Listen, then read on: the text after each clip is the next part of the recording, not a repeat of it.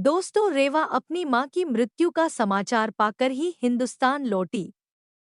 वह तो भारत को लगभग भूल ही चुकी थी और पिछले कई वर्षों से लॉस एंजल्स में रह रही थी। उसने वहीं की नागरिकता ले ली थी। पिता के न रहने पर करीब 15 वर्ष पूर्व रेवा भारत आई थी। यह तो अच्छा हुआ कि छोटी बहन रेवती ने उसे तत्काल मोबाइल पर मां के न रहने का समाचार दे दिया था। इससे उसे अगली ही फ्लाइट का टिकट मिल गया और वह अपने सुपर बॉस की मेज पर 15 दिन की छुट्टी की एप्लीकेशन रखकर तत्काल फ्लाइट पकड़ने निकल गई। मां का अंतिम संस्कार उसी की वजह से रुका हुआ था। सख्त जाड़े के दिन थे।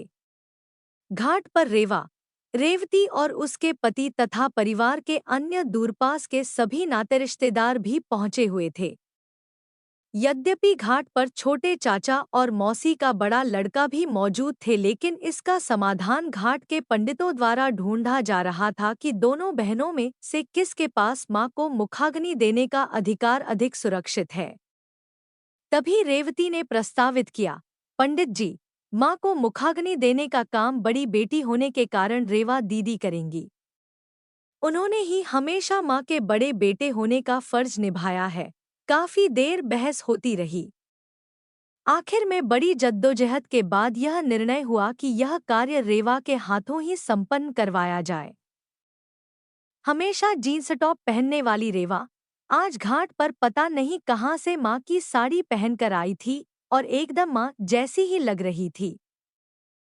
ऐसा लग रहा था कि मां से हमेशा खफाखफा रहने वाली रेवा के मन पर मां के चले जाने का कुछ तो असर जरूर हुआ है। अगले 3 से 4 दिन बड़ी व्यस्तता में बीते। मां की मृत्यु के बाद के सभी संस्कार विधि विधान से संपन्न किए गए।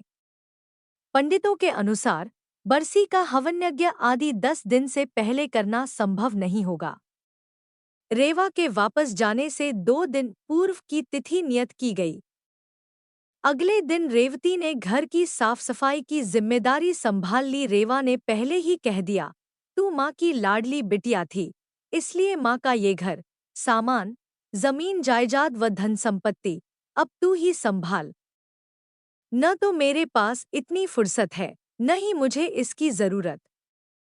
और सुन, अब मैं इंडिया नहीं आ सकूंगी, इसलिए अपने पति शरद से पूछकर अगर कहीं मेरे हस्ताक्षर की जरूरत हो तो अभी करा ले। चीज उन्हें कायदे से रखने की आदत या यह कहो मीनिया था और वे यह चाहती थी कि उनकी बेटियां भी अपना घर उसी तरह सजा संवरा व सुव्यवस्थित रखें।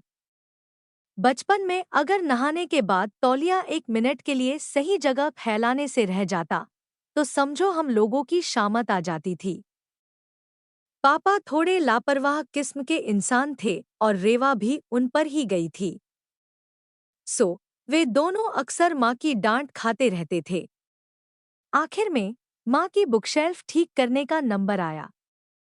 माँ की रुचि साहित्यिक थी और जहाँ कहीं भी कोई अच्छी किताब उन्हें नजर आ जाती, वे उसे खरीदने में तनिक भी देर न लगातीं। इस प्रकार धीरे धीरे माँ के पास दुर्लभ साहित्य का खजाना एकत्र हो गया था। बुकशेल्फ झाड़पोंछ कर किताबों को लगाते लगाते रेवती को किताबों के पीछे एक काले रंग की डायरी दिखाई दी जिस पर लिखा था, सिर्फ प्रिय रेवा के लिए। रेवती कुछ देर उस डायरी को उलट-पलट कर देखती रही। डायरी इस तरह सील थी कि उसे खोलना आसान नहीं था। रेवती ने डायरी झाड़पोंछ कर रेवा दीदी को पकड़ा दी।